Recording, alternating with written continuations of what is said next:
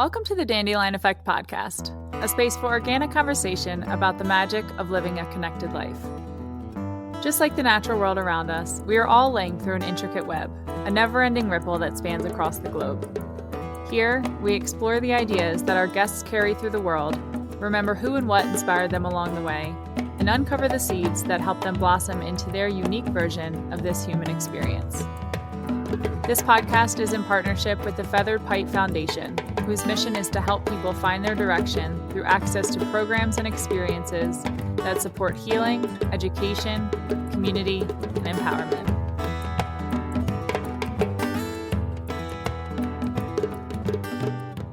Welcome to another episode of the Dandelion Effect podcast. I'm your host, Andy Van Treese, and today I'm talking with Allison Radecki. Allison is a food writer, culinary tour guide, and a member of the first graduating class of Italy's University of Gastronomic Sciences. Able to converse and share recipes in a range of languages, she has spent her career traveling the world, learning about culture, tradition, and people through the lens of food, where it comes from, how it's grown, and by whom it's prepared. From the secrets of the perfect udon noodles in Japan to Frankies meatballs in Brooklyn, Allison is most interested in how food brings people together and opens us up to connection, generosity, and joy. How breaking bread with those different from yourself can lead to lasting social change, and how asking questions simply about what's on your plate sparks an important conversation about history, diversity, and sustainability. Allison reminisces about her favorite childhood dishes, introduces us to the foremost voices in the farming industry and the international slow food movement, and tells stories that will leave you saving for a one-way ticket to Italy to embark on your own Eat, Pray, Love adventure, or maybe just make a run straight back to your mother's kitchen. We discuss simple and creative ways to vote for good, clean, fair food systems and support every step in the supply chain, from farmers and growers to restaurateurs and small business owners. I'm going to throw this disclaimer out there. Do not listen to this episode on an empty stomach. Fasten your bib and help me welcome Allison Radecki to the podcast. So where I want to start with this conversation, and I'm taking a page out of your book, and that is, what foods bring you back to your childhood? Whose kitchen are you in? Who's cooking? What dishes? What are the smells? And let us in on what that means to you. My kitchen of my childhood is my grandmother's kitchen first. Her name was Genevieve, and she was originally born in Poland. She came to the States when she was a teenager. I knew her as the grandmother who had the huge garden, and she would always have dirt on her, what she called them junkie pants. And my sister and I were always very confused. We're like, what? But she was, the pants that I can get dirty. Her kitchen always had soup and always had something frying. So as soon as you would open the door to her house, you'd be like, oh, okay, we're having chicken and onions. But for me, lamb chops. Lamb chops, there's a certain smell of that gamey lamb. You either love it or hate it, but I am transported into her kitchen where I can see the crazy tile on the floor and the Formica 1950s color of like green and, and pink and yellow and some sort of strange geometric design. And I'm thinking about time in this kitchen where we cooked, we ate, but we also just spent time together and learned about each other. And then the other thing that comes to mind is my mom's kitchen in the house where we grew up in, making zucchini bread. And it's not something that we made often, but I think we made it a lot when I was a child. So there's something about shredding zucchini and nutmeg and cinnamon and honey and mixing and then having to wait as your house is like perfumed with this like sweet smell. I found that when I lived away from the United States and when I was living in Italy and had housemates, they would always say, make me something from your house. I found myself making zucchini bread. What amazed me is that in Italy, they have zucchini, fried zucchini fritters, but to make a sweet out of it, all of a sudden everyone was like, can you make that like the sweet thing with the zucchini again? I think it's also a real tactile thing that you can, shred and mix. And we have great conversations when we cook together. So that's where my mind goes. Oh my gosh, I'm so hungry right now already. I knew that would happen in this Yeah, conversation. I just didn't know it would happen in the first 3 minutes. yeah. For me, my cousin and I always talk about chicken and dumplings, the way our grandmother made Mm, dumplings. We still laugh about how hard she would smash the dough onto the kitchen counter, and it was so loud and it was like shaking the whole table. And mhm, as she was kneading the dough, and now living here in Montana when it gets cold, that feeling of just wanting chicken and dumplings and wanting to be back in my grandmother's or my mother's kitchen, really, all of that comes flooding back in. mhm. It's such a visceral feeling and a visceral response to a memory, to a taste, to a smell, and ultimately to a person. Absolutely. When did you start to weave your love of food or even your awareness of your love of food into then a food writer and working for the slow food movement, which we'll get more into later? But I'm just curious about the beginning of that journey and where and how that happened for you. It definitely started also, like most good things, in my grandmother's kitchen, being someone who grew up with a family that actually cooked. And I didn't Mhm. actually realize that so many people did not grow up with a garden in the backyard. I felt very lucky. Of course, I had no idea how lucky I was. I knew what sorrel was as a young age. I didn't care about it. I just knew that that tasted good. And that when my babcia, which is the Polish word for grandmother, said she was making szczaf, that's sorrel soup. And I liked it. Having a garden so you could see where things came from and how hard you had to work for it, and how my grandmother had a war with gophers and raccoons and possums. And I mean, I learned so many amazing swear words just, in those experiences. But then when you finally got those, snap peas, or they didn't eat the squash blossoms, it was a victory. I always mentioned that my grandmother had this strange, dark, dank cellar room that everyone called the mushroom cellar. And no one wanted to go down there because it smelled funky. And later on in life, I'm like, wait a minute, we had a mushroom cellar. She would inoculate logs with spores and they would grow their own mushrooms. And she had a room where she would put up, tomato rice soup from the tomatoes in her kitchens and other soups. So we had different vegetables available in the winter. I was an exchange student in junior year of high school through the Rotary Club. And as I'm sure you can imagine, in high school, you're 4 years in the same building and you're imagining of what world exists outside and what the next step is. And one day, Mhm. a girl came to our classroom and said, I spent a year in Sweden and I went mushroom picking with my host family. And that was what they like to do on the weekends. And I remember people were like, mushroom picking. But I was like, oh my God, mushroom picking. That sounds fantastic. I ended up going to Budapest, Hungary for my junior year of high school. And I lived with a host family in a small apartment.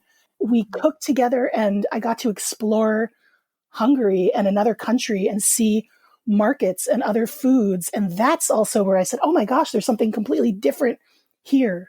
And that fueled the fire.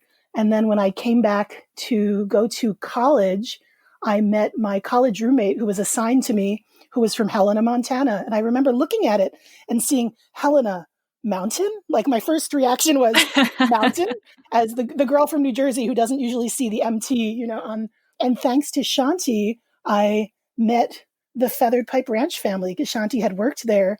And I got to come to the ranch and be in the kitchen and see everyone cooking, just get to know other things that I'd never heard about, like nutritional yeast and tofu steaks that are still so great. I love the recipe. And realizing, as I had these experiences, at the Feather Pipe and out in the world as an exchange student and thinking about where I came from and the gardens and the foods that I grew up with, I remember reading the New York Times food section as I would take the commuter bus from Montclair, New Jersey to Manhattan, which could take anywhere from, on a good day, 25 minutes, on a terrible day, 2.5 hours.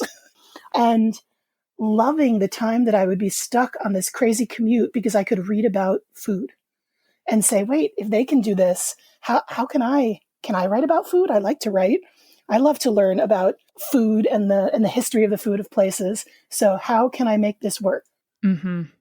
when you went to Hungary and you visited and you started to have your perspective and really your worldview completely burst open through the lens of food and through the lens of trying new things and learning new things. How do you organize that in your mind of what's actually going on in those circumstances and in those experiences? I think it has to do with love. It's a huge concept, but I think, feeding someone or sharing food with someone, you're not only sharing, whatever the actual plate or dish is. Hopefully you're taking time to eat, with someone and talk to someone. Food is a time where we're forced to slow down, usually, not always, but if it's done right, you can actually, have a conversation and you never know where it's going to lead. I would always see that food could be the conduit to expanding my knowledge base on the world. I found that whenever I traveled, or even if I was going in a taxi in Manhattan somewhere, one of the best ways to talk to someone is to say, like, what food do you miss from your homeland? If I met someone who was from another place, or like, oh, you're from this town. If I ever go there, what should I not miss? It's a way to open up a conversation to learn. And you think maybe in the beginning it's just about your stomach or about, what you can whip up in the kitchen or serve to someone. But really what you're learning about is you're learning about the world. You're learning about someone else's story. And if you really start to connect the dots, you have to learn about environmentalism and food access. And if you really start to look at the finer points, there's so much that you can kind of dig into when you just say, tell me a favorite food, or what do you miss from home? Mm-hmm. Where your food comes from, and environmentalism and land and all of these other topics that can easily fall under the form of activism and preservation and conservation. I've heard you say that it starts with taste. Mm-hmm. Can you walk us through how you talk to people about that, or how you begin that conversation in your work when you're starting at the beginning with somebody? Sure. I had run into a friend on a public city bus who I had gone to high school with, and she had remembered that I was an exchange student in high school. And she said, Allison Radecki, I was just thinking of you. I had a job in Italy at an international school, and they were looking for someone to teach drama. And I had studied and done a lot of theater and loved theater. And she gave me the name of this international school director and like an email. I went to Italy, to the town of Genoa in the north, right on the ocean, on the sea. Actually, they always say it's not the ocean, it's the sea. I had a wonderful year of working in this international school and learning how Italians had options to market. You could go to the big supermarkets, of course, which exists, but they also had, a 4-day-a-week public market. And some of the things that were the best were just the tomatoes, the beans. And I remember being like learning the language very slowly and saying, like, why are these tomatoes more expensive than those at the other table? And what I understood was that they said, well, those come from, Holland, and these come from down the road. So getting to connect, like the fact that, wow, it's not like I was dining out in fancy restaurants when I was working in Italy. I was a poor, struggling post-college student taking a job to travel. I was just buying things at the local markets and saying, why does the bread taste so good? Why does this tomato taste so good? Taste is pleasure. And when people are connected to pleasure, I think it opens their minds as well. So they can be like, oh yeah, that tasted really good. Why is that? Do you have a memory of some simple thing or a place where you're like, damn, that was delicious? My mom, she would wake me up really early and just whisper, like, do you want to skip school and go strawberry picking? Yeah. And I was like, obviously, yes. I'm from northern Delaware, and we would drive down south maybe an hour and a half. So between where I grew up and where she grew up. And we would just go to these you pick strawberry farms. And I can just remember sitting in the field picking strawberries and eating them, right off the vine and right off the ground. And then also really, really good summer tomatoes. And again, a lot of, you can get them in Delaware as well. Not many people know, but Delaware has a ton of farmland. Those memories that I have of the simple dishes are typically equated with the produce being very fresh and very local. Mm-hmm. It's incomparable to buying it at a grocery store. I mean, it's just not even in the same realm. Yeah, and in the grocery store, you can pretty much get anything at any time. And that's not necessarily that you should.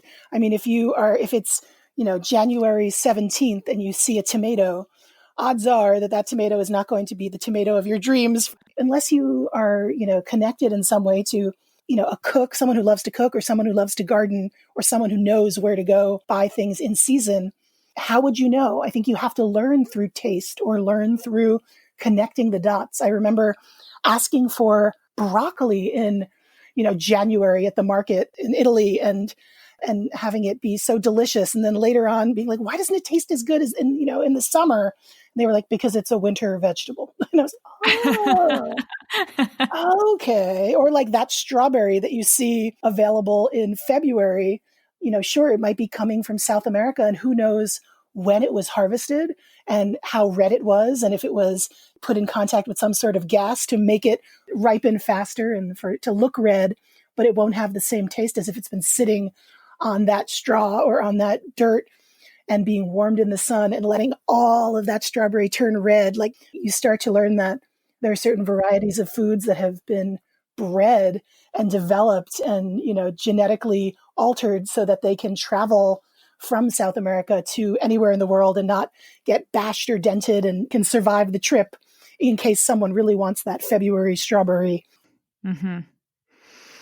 Food has come to the forefront in such a different way this year amidst the pandemic and amidst disruption to what we would consider normal in our everyday lives as it pertains to what we can get, when we can get it, where we can get it.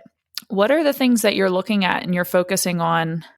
The thing that's most interesting to me now in this weird kind of limbo is seeing how food is being talked about, coming up in conversation in so many ways, especially with people who might say, I never thought about that.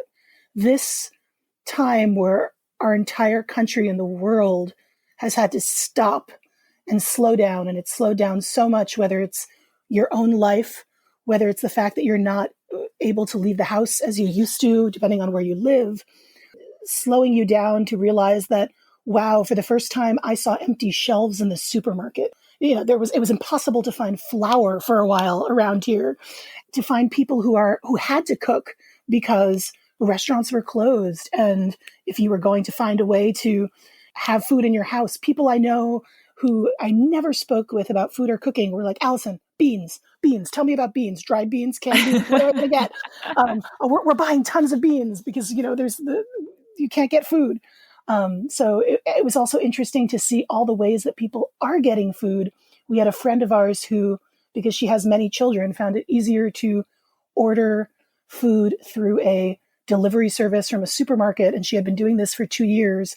And because she was doing that, she had a weekly delivery and she could order online and get food. And she became the food connector to many of friends. She allowed other people to order on her already existing account. So you had this like co-op form online. Oh, interesting.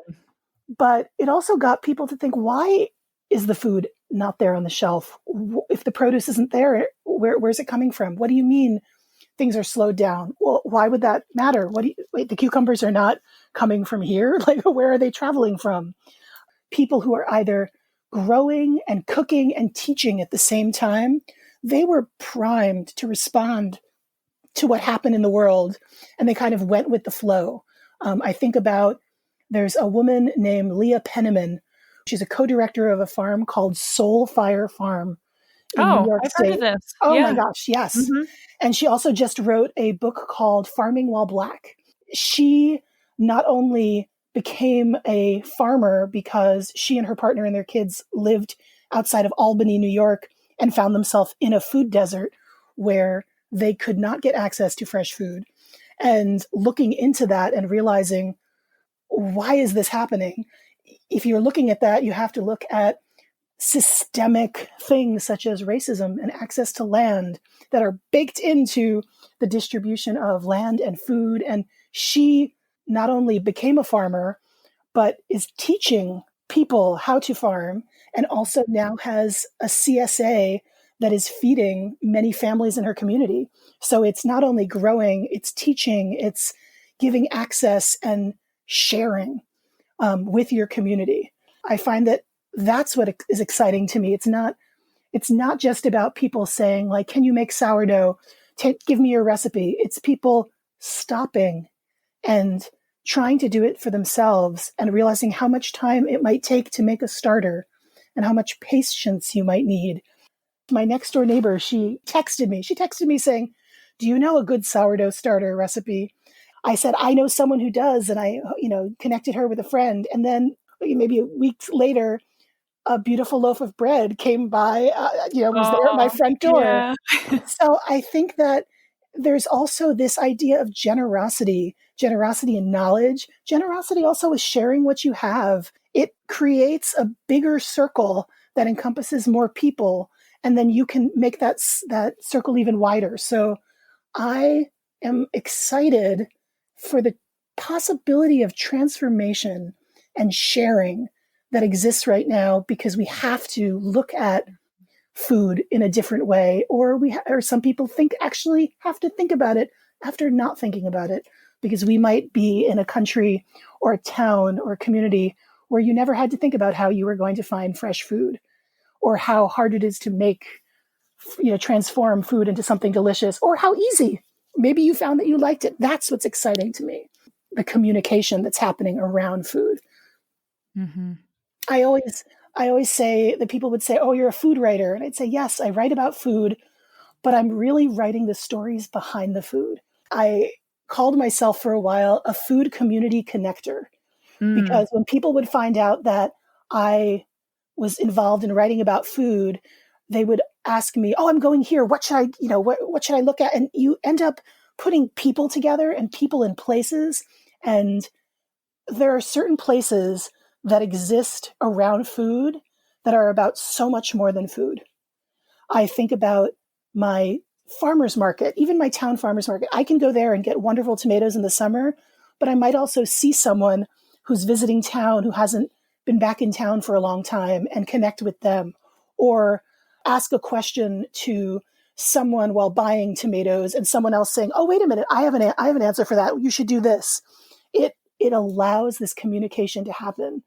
There's a rooted community around food in many ways. And if you can tap into that, you can gain access to people, places, recipes, but also so much more. I think of it almost as like going from like a scarcity mindset to let's share this abundance. And that's where I feel like the generosity that you mentioned comes from. It's like, if I have this, let's share it. The universal factor that everyone has to eat, it's something that connects everyone. You might not all like the same music. You might not all, enjoy the same, reading books or watching movies or dancing or biking. But I know that this morning at some point you ate something because you had to. Because it not only like sustains us, it really sustains us. Like, food is life. Breathing, moving, eating, these are things that are all, we all have to do in order to be healthy and just in our daily lives as humans. And it's something that we all have in common. And when you love something, or you taste something, or you're interested in something, or someone is interested in something that you love, that you know how to make or connect them with, or that can tell them something about where you've been or what you've seen through food, I think the natural instinct is to say, tell me more about this. And, oh, I know where you should go. So yeah, I think it is baked into that, because it is such a universal necessity to life, and something that we all share, and that it's all so different for all of us. Like you talking about growing up in Delaware and the strawberries, like that's exciting, and that's different than what I grew up in. You're telling me more about your story of who you are when you're telling me about what foods make you think of your history. I know I had mentioned to you that I ended up going back to school in Italy to the Slow Food University of Gastronomic Sciences in, I think it was 2004.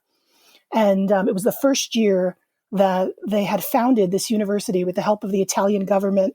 And the idea was that the slow food movement, which had started in northern Italy, wanted to create a school that would link the science and the arts and the history all around food and create a new person, a global food gastronome, someone who would be able to look at the science behind the food and the cultural impact and the social impact. And that's where I feel like a lot of this kind of gelled for me in the experiences that I had understanding food culture. Because it is, food is culture. You learn about, there's so much more happening on your plate. When you really start looking at it, it can wow you. Talk a little bit about the slow food movement, because I wasn't very familiar with it before I was introduced to you. And I was actually shocked to find out that I didn't know about it, because once I started reading, I was like, wow, this really intersects a lot of my interests. Tell us a little bit about what that is and just the importance of it now more than ever. I first heard about the slow food movement when I was living in Genoa.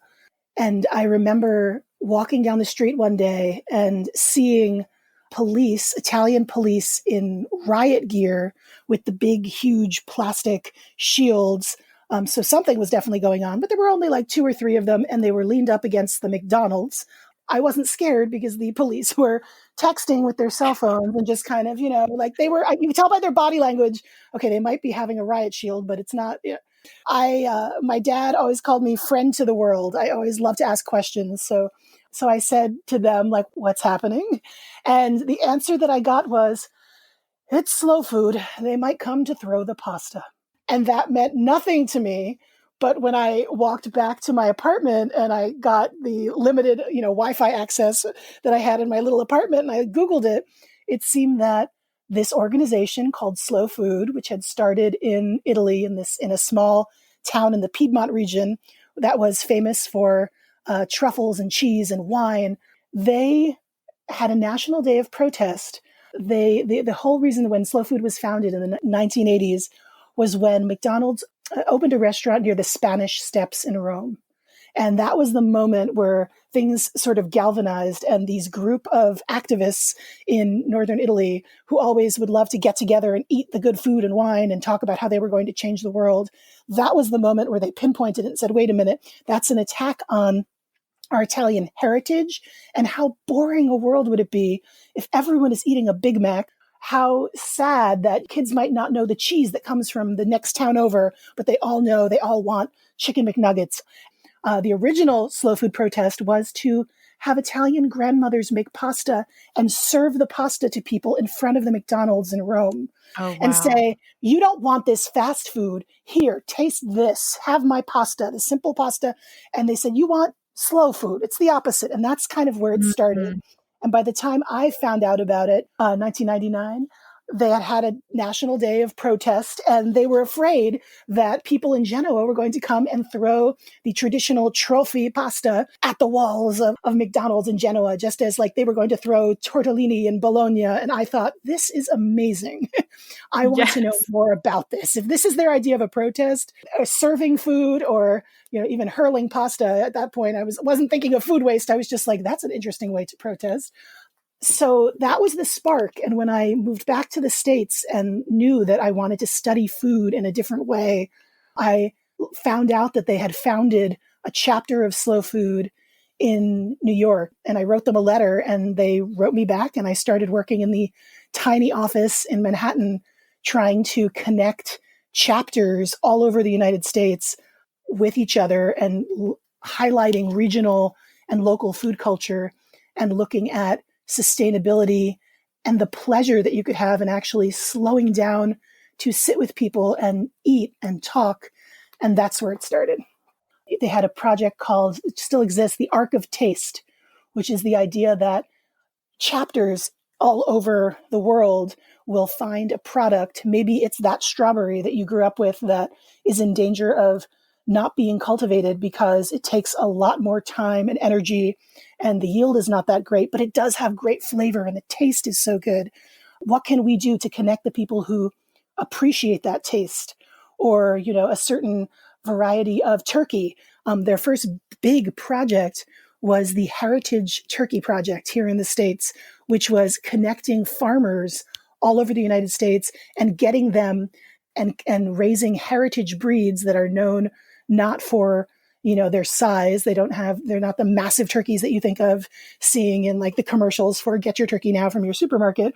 But they're known for their amazing taste and they have a link to the American history. And so the idea was, how can we save these foods that are connected to our history, but are also in danger, but taste great?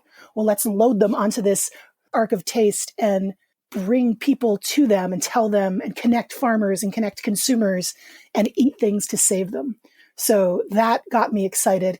And while I was working at Slow Food, they mentioned that they were founding this university. And my original job was to help, do some promotion and talk about this University of Gastronomic Science that they were founding. And as I was telling people about it and hearing about it, I realized that I wanted to go there.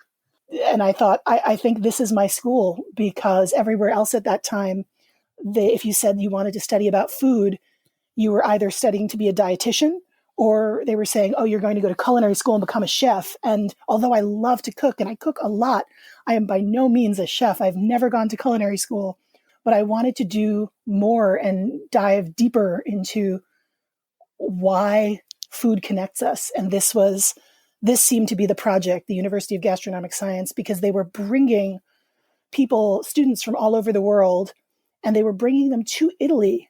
Italians would talk about their food in such a loving way, where they have a different respect or way of thinking about food. I want to touch back on something that you mentioned in the middle of that answer, and it's the Arc of Taste project that you worked on. This is the way that consumers can really change the way that we farm and the way that production is facilitated, to actually disrupt this beast that we've created in the agricultural industry, where I know in America and globally, it's all about production. What are some of the little decisions that people can make to start to flip that around and really prioritize these things that perhaps are more tasteful and pleasurable, but then also starting that conversation around repopulating the biodiversity of our crops, our soil, our air, our water, that whole conversation, which is such a huge one right now? The thing that jumps into my mind first is, since probably because we just came out of an election, is the idea of voting with your fork. That everything that you purchase or everything you spear with your fork to put into your mouth is you are making a choice of how you are giving your money. What you are eating is a vote towards the kind of food system and the kind of production method that you want to see in the world. The founder of Slow Food, a journalist named Carlo Petrini, he wrote a book a few years ago called Good, Clean, and Fair. And he ended up bringing that into the main tenet of the slow food movement, which is that we should be eating food that is good. It's good to taste.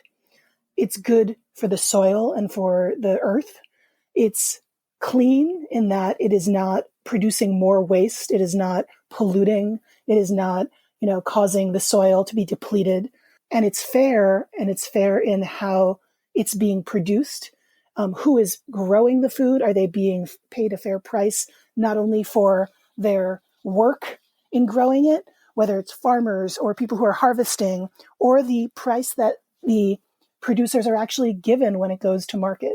So if you look at little things that you can do, you can buy a few things locally. Try to go to a farmer's market if it's in season and you have one. Go to your supermarket and see also what is local. The other thing that I think of that we have to talk about is eating less meat. I eat meat, but we definitely reduce our meat consumption. We have meatless Mondays. We have veggie taco Tuesdays. Thinking about the way that massive farms are polluting not only the soil, but the water around the world. And that as the world develops and more people look to countries like the United States and say, oh, I want to eat like them. I want to have a hamburger every day. I want to have a big steak. It's also playing a role in the environmental degradation of the world.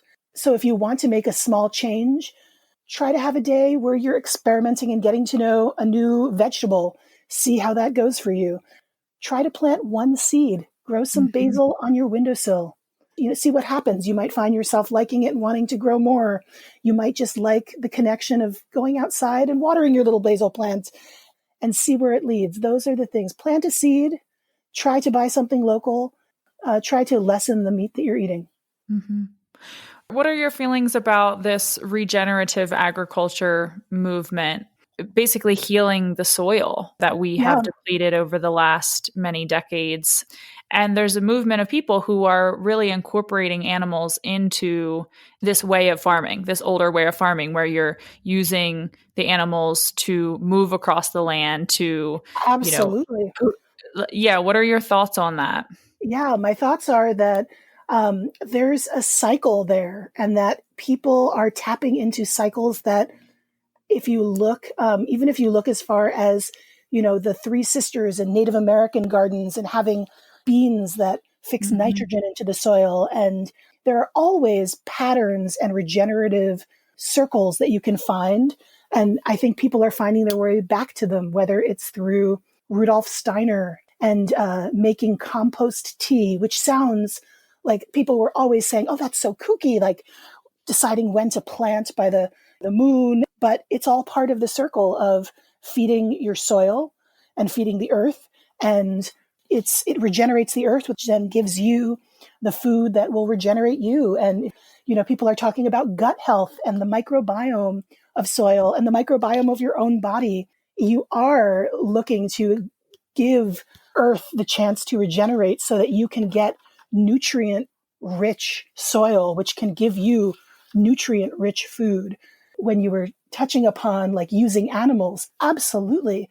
There's a farmer in Virginia who he would call his method the pig, cow, chicken method, where moving your chickens from field to field so that not only do the chickens have the chance to follow where the cow has just been, and the cows will, graze, eat the grass, and also poop as cows do, and the chickens will come and eat the wonderful bugs and worms that grow after the lovely flies find those wonderful cow patties, but then that will make the chickens grow, and then the pigs will be rooting this. So it's just all following the pattern and allowing things to rest and allowing things to have time to be fallow, and seeing the difference that can make in not only your output of whatever you're growing or raising there, but how it's really affecting the soil, which is the basis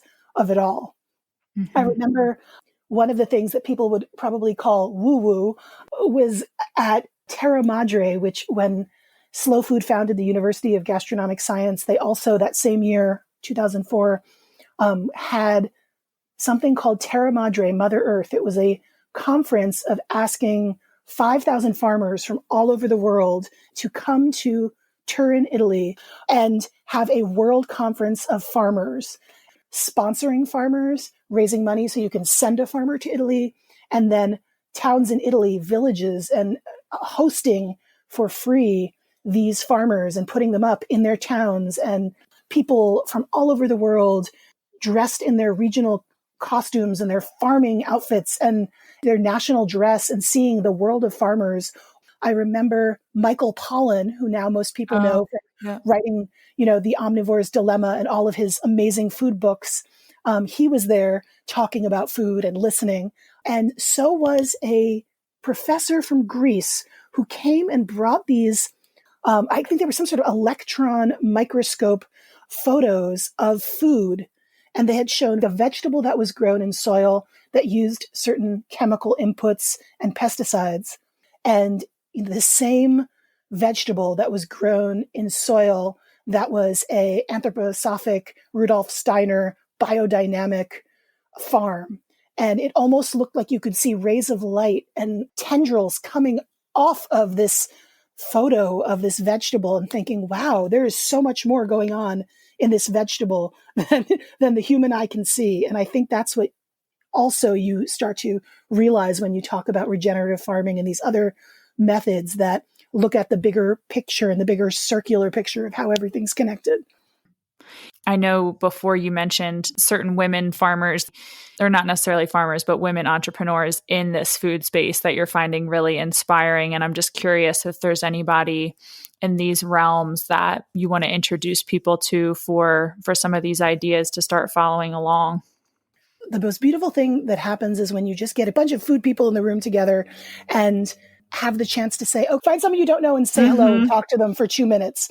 And I first encountered that at a conference called the Cherry Bomb Jubilee. Cherry Bomb first was a magazine that was highlighting women and food and culture and fashion and trying to bring everything around there. And they would have a yearly gathering called the Cherry Bomb Jubilee.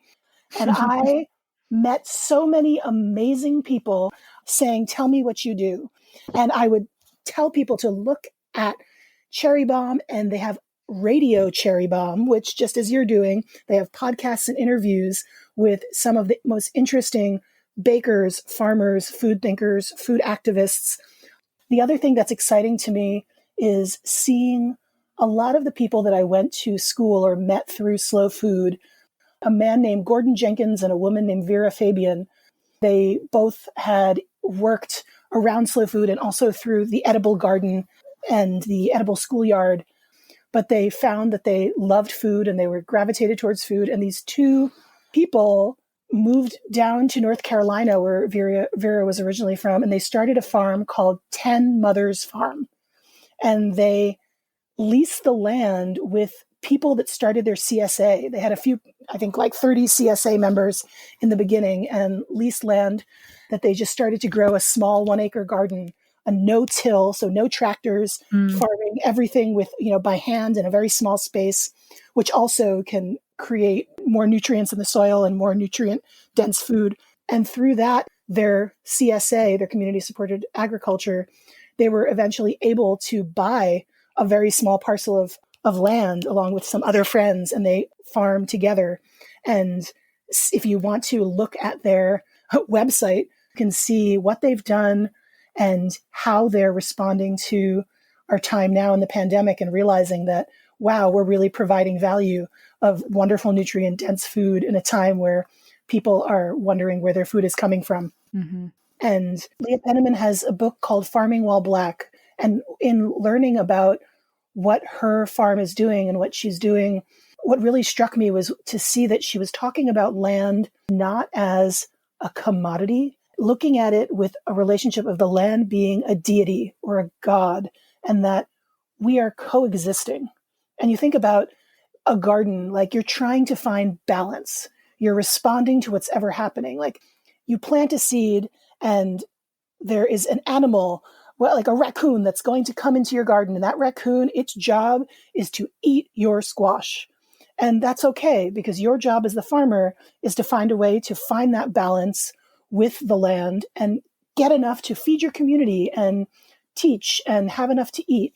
And so this idea of not trying to dominate the earth, the soil, but really the earth, and to connect yourself with it and work with it, is a way that just makes sense to me. And to see her talking about that, it makes me excited, because so many of these ideas of regenerative farming have roots in indigenous wisdom and things that have existed for a long time.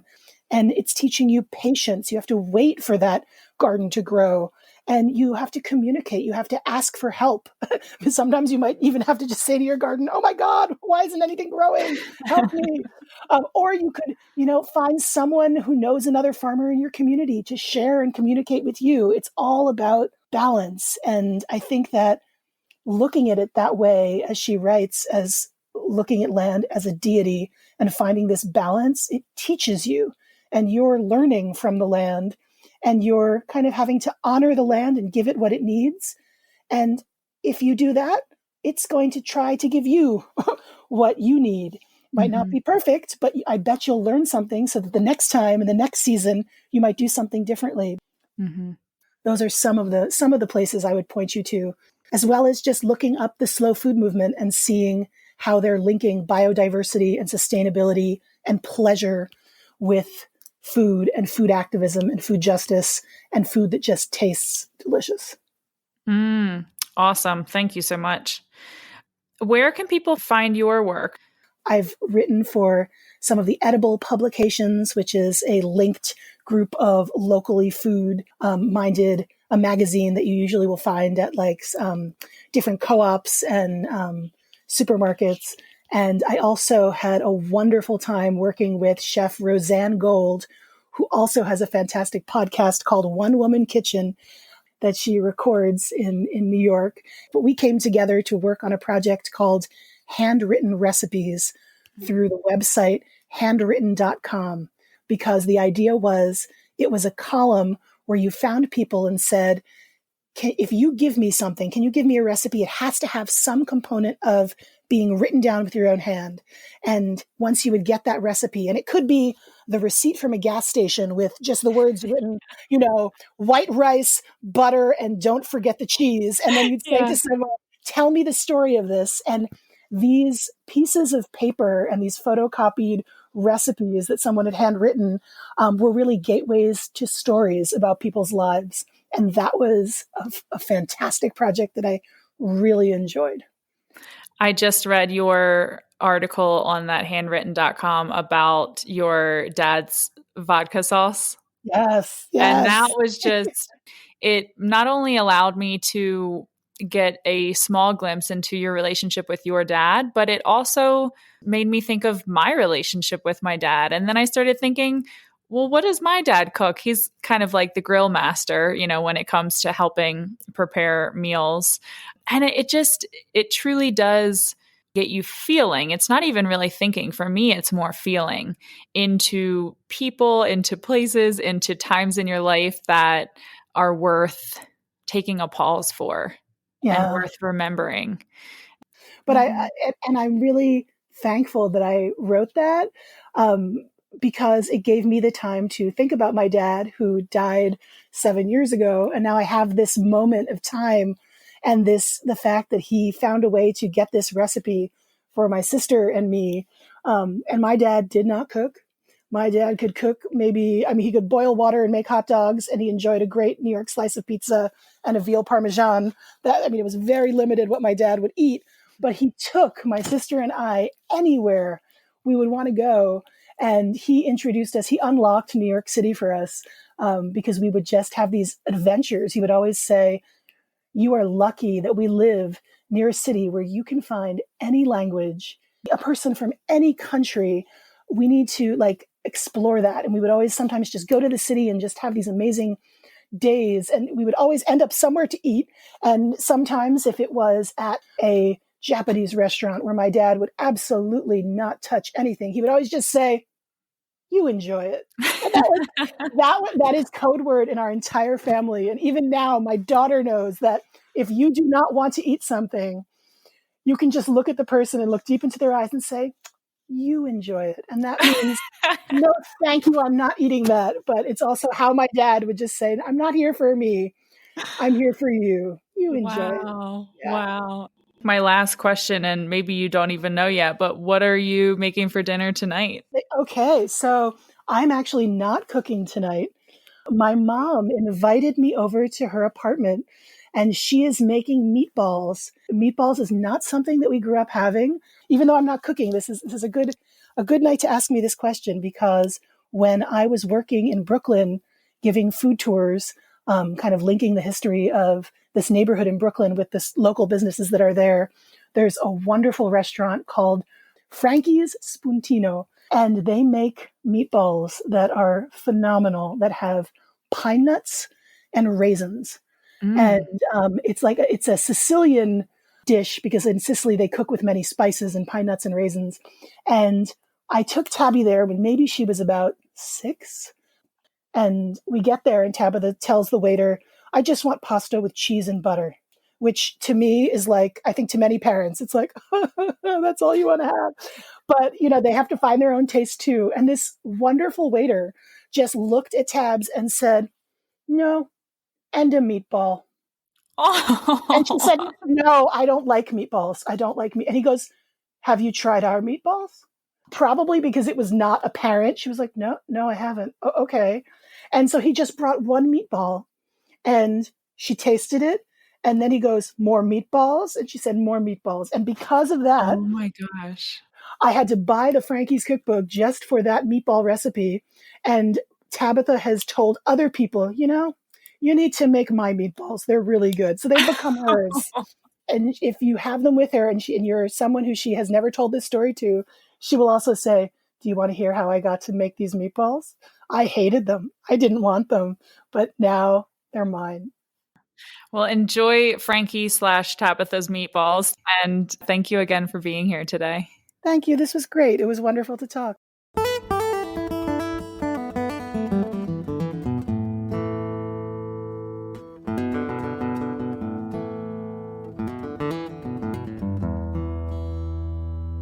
Another amazing episode.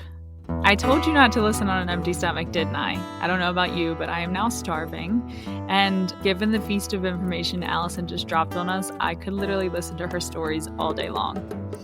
What I really appreciated about her and this conversation is her ability to introduce big picture issues like food access and biodiversity through memories, firsthand experiences, and then, of course, her hilarious stories. They really drew me in and got me thinking and feeling about the role food has played in my life and my relationships, the role I play in these systems that everyone experiences differently, and the ways that I can more appropriately relate to the earth. I'm always thinking about how to find that balance and patience, really, that she mentions when referencing Leah Penniman and Soulfire Farm. For more information on Allison's work, as well as the websites of the farmers, entrepreneurs, and activists that she referenced in this talk, please visit the episode show notes. We'll have links to all the goodies to help you dive deeper into the concepts and ideas we spoke about today. A special thank you to Matthew Marsalic and the Drum Brothers, whose music you hear at the beginning and end of this podcast, as well as our dear friend Jean Shinoda Bolin, who first turned us on to the phenomenon of the dandelion effect and how ideas move through the world.